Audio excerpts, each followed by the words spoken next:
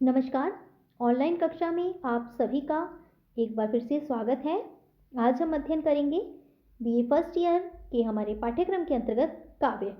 हमारे पाठ्यक्रम के अंतर्गत काव्य से संबंधित है कि काव्य का अर्थ स्पष्ट कीजिए, काव्य का क्या अभिप्रेत है, क्या व्यवहार है और काव्य के संबंध में विभिन्न आचार्यों के मत। तो आज की कक्षा में हम हमारे पाठ्यक्रम के अंतर्गत आने वाले बीए फर्स्ट ईयर के काव्य शास्त्र के प्रकरण के अंतर्गत काव्य का अध्ययन करेंगे।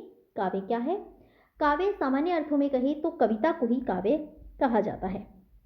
काव्य कविता का ही पर्याय है और साहित्य का अन्य नाम काव्य ही है। साहित्य संपूर्ण वाङ्मय अर्थात जो कुछ भी वाणी के द्वारा कहा जाता है वह साहित्य के अंतर्गत ही आता है और साहित्य काव्य का पर्याय है। काव्य जिसे कि हम कविता भी कह सकते हैं सामान्य अर्थों में। तो आज की कक्षा में हम अध्ययन करेंगे काव्य क्या है और काव्य के संबंध में विभिन्न आचार्यों के मत, जिसके अंतर्गत हम पढ़ेंगे संस्कृत आचार्यों के मत, हिंदी विद्वानों के मत और अंग्रेजी विद्वानों के काव्य के संबंध में क्या मत रहे। आज की कक्षा में हम उसका अध्ययन करेंगे। तो आइए शुरू करते हैं हमारे पाठ्यक्रम के अंतर्गत काव्य का अर्थ और काव्य के संबंध में विभिन्न विद्वानों के मत। काव्य कविता को कहा जाता है और सामान्य अर्थों में कहे तो कवि का कर्म, कवि का कर्म ही काव्य है।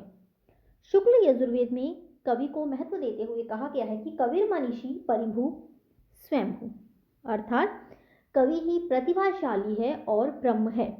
कविर्मनीषी परिभू स्वयंभू, ये परिभाषा दी गई है शुक्ल यजुर्वेद में कवि के संबंध में। कवि के महत्व को स्पष्ट करते हुए कवि ही काव्य रूपी संसार का निर्माण करने वाला है, कवि ही काव्य रूपी संसार का निर्माता है।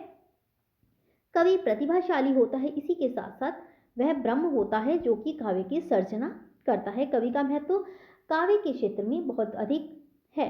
इसी के साथ आगे बढ़ते हैं और काव्य के संबंध में जो विभिन्न आचार्यों के मत हैं, विभिन्न आचार्यों ने जो परिभाषाएं दी हैं जिनका आज हम अध्ययन करेंगे।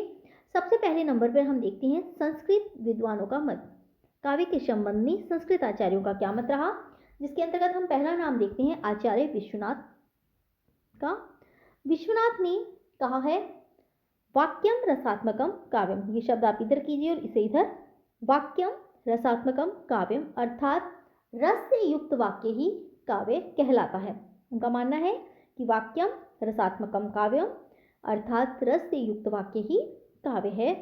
आगे बढ़ते हैं, इसी श्रृंखला को बढ़ाते हैं और अगला नाम हम देखें तो अगले आचार्य हैं पंडित जगन्नाथ।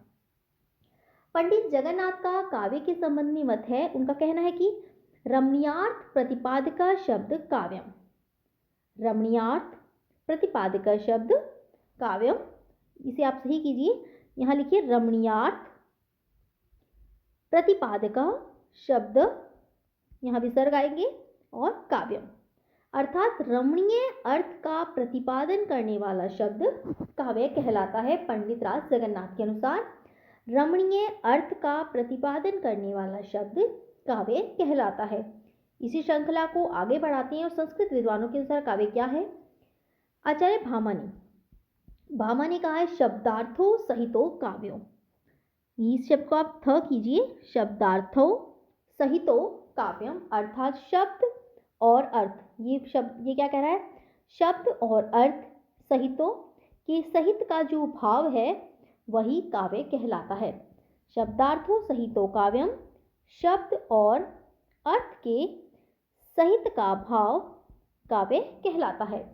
आचार्य रुद्रट ने काव्य के संबंध में अपना मत दिया है। उन्होंने कहा है ननु शब्दार्थो काव्यम अर्थात अर्थ के लघु समन्वयन को ही काव्य कहा जाता है। अर्थ का लघु समन्वयन काव्य कहलाता है। ननु का अर्थ है लघु समन्वयन, शब्द और अर्थ का लघु समन्वयन काव्य कहलाता है।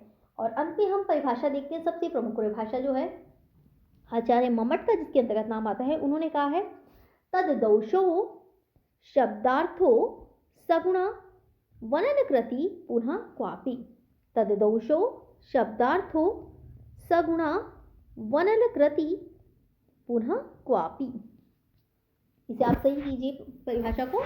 ये परिभाषा कहती है तद दोषो, इसे दोषो कीजिए, शब्दार्थो सगुणा वनलकृति पुनः क्वापि अर्थात वह शब्द और अर्थ जो शब्द और शब्दार्थों से मतलब शब्द और अर्थ जो दोष से तो रहित हो, सगुणा और गुणों से युक्त हो और अलंकृति अलंकृति और कभी कभी अलंकार रहित भी हो सकते हैं, वह काव्य कहलाते हैं। एक बार फिर से सुनिए, वह शब्द और अर्थ जो दोषों से रहित हो, गुणों से युक्त हो और कभी कभी अलंकार से विहीन भी अलंकार रहित भी हो सकते हैं, काव्य कहलाते हैं। तो ये तो था काव्य के संबंध में संस्कृत आचार्यों का मत। इसके बाद आगे देखते हैं काव्य के संबंध में हिंदी विद्वानों का क्या मत रहा। हिंदी विद्वानों के अनुसार काव्य क्या है, जिसके अंतर्गत हम देखते हैं महावीर प्रसाद द्विवेदी का नाम। महावीर प्रसाद द्विवेदी ने कहा अंतःकरण की वृत्तियों के चित्र का नाम ही काव्य है। ये परिभाषा दी महावीर प्रसाद द्विवेदी ने। उन्होंने कहा अंतःकरण की वृत्तियों का चित्र ही काव्य के अंतर्गत आता है। हमारे हृदय की जो वृत्तियां हैं, जो विकार है, जो भाव है मन के, जब वो शब्दात्मक रूप में, शब्द चित्र के रूप में व्यक्त हो जाते हैं, ऐसा वर्णन होता है कि जिसे हम पढ़कर हमारे सामने उसका एक दृश्य सा उपस्थित हो जाए, चित्र बन जाए, तो वही काव्य है। दूसरा नाम आता है इसी के अंतर्गत आचार्य रामचंद्र शुक्ल का। आचार्य रामचंद्र शुक्ल का निबंध है कविता क्या है। ये उनका निबंध है, जिसके अंतर्गत उन्होंने काव्य के संबंध में कहा, काव्य की परिभाषा दी और कहा जिस प्रकार आत्मा की मुक्तावस्था ज्ञान दशा कहलाती है, उसी प्रकार हृदय की मुक्तावस्था रस दशा कहलाती है। और हृदय की इसी मुक्त साधना के लिए मनुष्य की वाणी जो शब्द विधान करती आई है, उसे कविता कहते हैं। कुछ शब्द यहाँ गलत हैं, जिन्हें आप सही कीजिए। जिस प्रकार आत्मा की मुक्तावस्था ज्ञान दशा कहलाती है, उसी प्रकार हृदय की मुक्तावस्था रस दशा कहलाती है। यहाँ पर कीजिए आप, रस दशा कहलाती है। हृदय की इसी, यहाँ पर आएगा हृदय की इसी मुक्त साधना के लिए मनुष्य की वाणी जो शब्द विधान करती आई है, उसे ही कविता कहते हैं। यह है आचार्य रामचंद्र शुक्ल के अनुसार काव्य के संबंध में उनका मत। आगे बढ़ते हैं और अगले विद्वान का नाम देखते हैं, वो है जयशंकर प्रसाद। जयशंकर प्रसाद के अनुसार काव्य क्या है। उनका मानना है कि काव्य आत्मा की संकल्पनात्मक अनुभूति है। आत्मा की संकल्पनात्मक अनुभूति को काव्य माना जयशंकर प्रसाद ने। अगला नाम है सुमित्रा नंदन पंत का। सुमित्रा नंदन पंत कहते हैं कविता हमारे परिपूर्ण क्षणों की वाणी है, अर्थात एक कवि के, एक लेखक के जो परिपूर्ण क्षण है, उन्हीं को ही वो काव्य के रूप में अभिव्यक्ति देता है, उन्हें व्यक्त करता है। तो कविता हमारे परिपूर्ण क्षणों की वाणी है। डॉक्टर नागेंद्र का मत अब देखें तो डॉक्टर नागेंद्र ने भी निबंध लिखा था कविता क्या है। कविता क्या है निबंध आचार्य रामचंद्र शुक्ल का भी है और डॉक्टर नागेंद्र का भी है। इसी निबंध में उन्होंने कहा है काव्य के संबंध में रमणीय अनुभूति, उक्ति, वैचित्र्य और छंद का सामंजस्य, इन तीनों का नाम ही काव्य है। काव्य के अंतर्गत ये तीनों चीजें समाहित होती हैं, जिसके अंतर्गत हम कह सकते हैं रमणीय अनुभूति, उक्ति, वैचित्र्य और छंदों का सामंजस्य। रमणीय अनुभूति भाव पक्ष से संबंधित, उक्ति वैचित्र्य कला पक्ष से संबंधित और छंदों का सामंजस्य भी ये कला पक्ष का ही तत्व है और इन्हीं तीनों का सामंजस्य कहलाता है काव्य। अंत में हम अगला नाम देखते हैं भागीरथ मिश्र का। भागीरथ मिश्र के अनुसार कविता भावना और कल्पना की दृष्टि से जीवन की व्याख्या है। भावना और कल्पना की दृष्टि से जीवन की व्याख्या करना ही काव्य है, कविता है। तो ये तो थे हिंदी विद्वानों के काव्य के संबंध में मत, और इसी के साथ आगे बढ़ते हैं, इसी श्रृंखला को आगे बढ़ाते हैं और अगला प्रकरण हम देखते हैं अंग्रेजी विद्वानों के अनुसार काव्य का मत। अंग्रेजी विद्वानों के अनुसार काव्य क्या है, तो हम देखते हैं। सबसे पहला नाम है कॉलरिज का। कॉलरिज ने कहा है poetry is the best words in the best order. Poetry is the best words in the best order, अर्थात कविता उत्तमोत्तम शब्दों की उत्तमोत्तम व्यवस्था है। यह है कॉलरिज के अनुसार काव्य। अगला नाम है वर्ड्सवर्थ। वर्ड्सवर्थ का मानना है कि poetry is the spontaneous overflow of powerful feeling.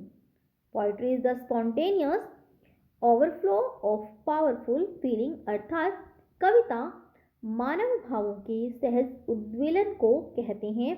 मानव भावों के सहज उद्वेलन की अवस्था ही कविता है, काव्य है। ये था वर्ड्सवर्थ का काव्य की परिभाषा के संबंध में मत। इसके बाद आगे हम अंग्रेजी विद्वानों के अंतर्गत नाम देखते हैं मैथ्यू ऑर्नल्ड का। मैथ्यू ऑर्नल्ड ने काव्य के संबंध में अपना मत दिया है और कहा है कि poetry is and bottom a criticism of life. एक बार फिर से सुनिए, poetry is at bottom a criticism of life.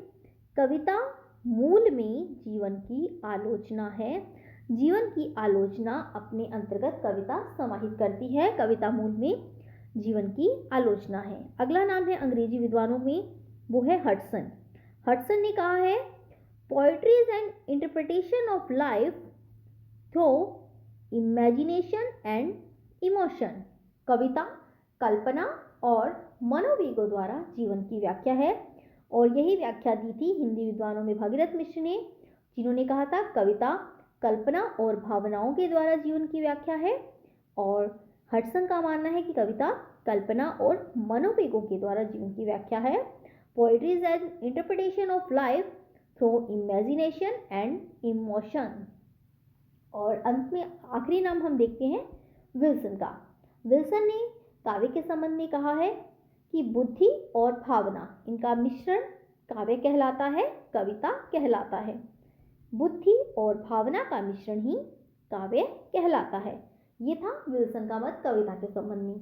तो आज की कक्षा में हमने हमारे पाठ्यक्रम के अंतर्गत बीए फर्स्ट ईयर के काव्य शास्त्र के पाठ्यक्रम के अंतर्गत काव्य के बारे में पढ़ा कि काव्य क्या है और काव्य के संबंध में विभिन्न विद्वानों के मत। और इससे आगे की कक्षा में हम बीए फर्स्ट ईयर के ही हिंदी साहित्य के इतिहास के बारे में पढ़ेंगे, जिसके अंतर्गत हम देखेंगे रीतिकाल, भक्तिकाल के बारे में, भक्तिकाल का नामकरण और उसकी परिस्थितियाँ, प्रवृत्तियाँ इत्यादि। धन्यवाद।